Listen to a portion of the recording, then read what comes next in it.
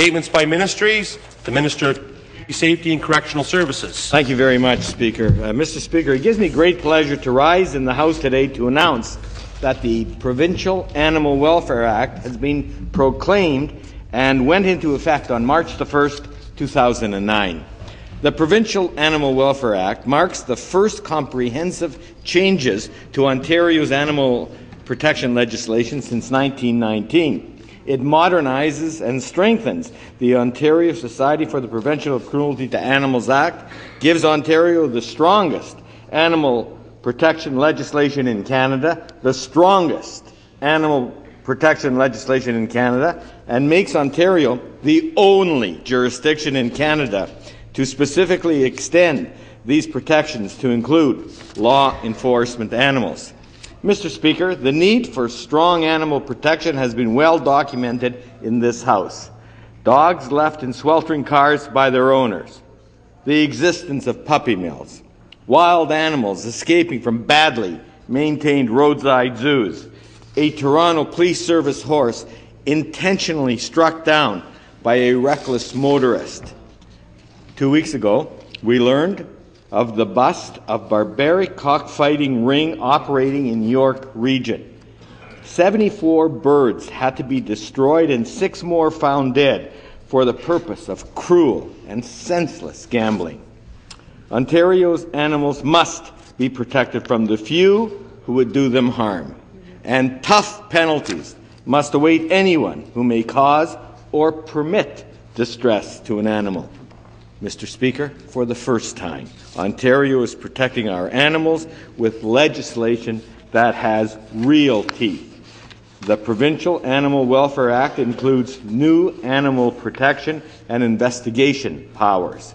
For example, the OSPCA inspectors now have the authority to enter zoos, circuses, petting farms, and any other property where animals are kept for exhibition, entertainment, boarding, hire, or sale. Just as doctors are required to report suspected cases of child abuse or domestic violence, veterinarians are now required to report suspected cases of animal abuse and neglect, and will be protected from personal liability for doing so. Good legislation. The Act has established new provincial offences to protect animals, including a specific offence for causing harm to a law enforcement animal. This is the first of its kind in Canada. So far, we are the only jurisdiction in Canada to have this type of legislation. And it backs up these new offences with strong penalties, including fines of up to $60,000, possible jail time, and a potential lifetime ban on further ownership of animals. Finally, Mr. Speaker, the Act also recognizes that the vast majority of Ontario's hunters, fishermen, and farmers conduct themselves in a responsible manner and has set out appropriate exemptions for these practices. I am pleased to add that the Provincial Animal Welfare Act has earned the support of such respected organizations as the College of Veterinarians of Ontario, the Ontario Veterinary Medical Association, the Ontario Society for the Prevention of Cruelty to Animals, and the World Society for the Protection of Animals.